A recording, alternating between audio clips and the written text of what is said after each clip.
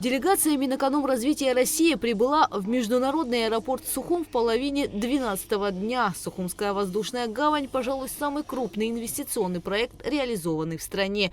Небесный причал успешно принимает и провожает пассажиров. В аэропорту министра экономического развития России Максима Решетникова встретили президент Бадра Гумба, премьер-министр Владимир Делба, вице-премьер Джансух Нанба, министр экономики Теймурас Миквабия, министр туризма Астамур Глогуа, посол России в Абхазии Михаил Шургалин. Вместе они осмотрели аэропорт и обсудили вопросы его дальнейшего развития. В рамках визита делегация Минэкономразвития посетила объекты, строящиеся в рамках инвестпрограммы и программы льготного кредитования. Один из объектов – молочный завод в селе Лабра. Его площадь около 3000 квадратных метров.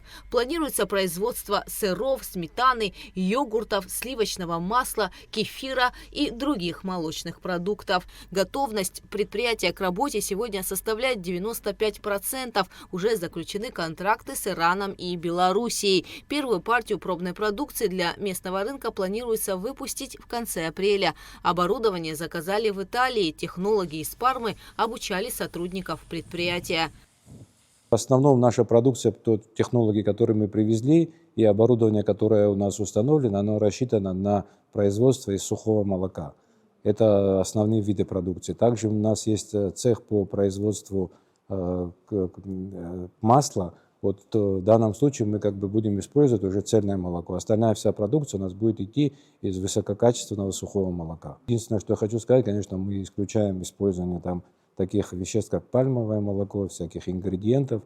И поэтому даже у нас на свой страх и риск мы взяли, придерживаемся ГОСТу. И срок хранения продукции у нас около месяца, потому что без использования вот этих ингредиентов, и всех высококачественных и натуральных, у него срок хранения маленький. Но это наш риск, но зато мы идем на то, что мы хотим выпустить качественную, экологически чистую продукцию.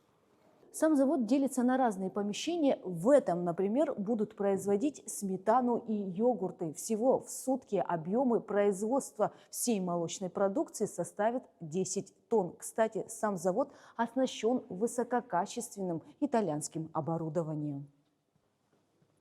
Строительство молочного завода началось в августе 2024 года по программе льготного кредитования. Это сметная стоимость предприятия 1 480 000 000. Это по системе льготного кредитования мы получили эти деньги. 1 188 000 000 – это то, что нам выделены деньги по этой линии, остальные – это уже собственные средства. Далее встреча продолжилась в администрации президента. Глава государства отметил, что взаимодействие между ведомствами, а также предпринимателями Абхазии и России сегодня хорошо налажено и свидетельствует тому совместные проекты, которые реализуются. Взаимодействие между нашими странами наращивается интенсивно. В рамках нашего взаимодействия это отражается на благосостоянии и благополучии наших граждан. Это вопросы безопасности, социального развития, экономики. Это те ключевые направления, которые годами мы развиваем и намерены развивать дальше.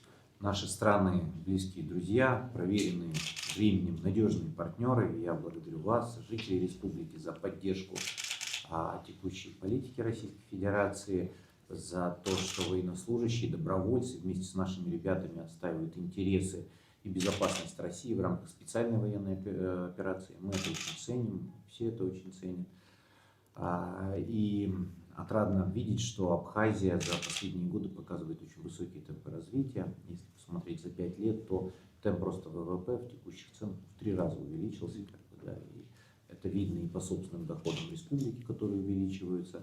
Ну и, конечно, такая динамика – это результат плотного взаимодействия наших стран и наших команд. И действительно для Министерства экономического развития, которое выступает таким штабом по поручению президента, интеграции всех вопросов и организации работы межправкомиссии. Для нас, конечно, Абхазия и очень важное направление, еще к тому же весьма любимое, я бы так сказал, да, потому что все, кто занимается этим, любят вашу страну, любят Абхазию. В рамках встречи стороны обсудили ряд других важных тем.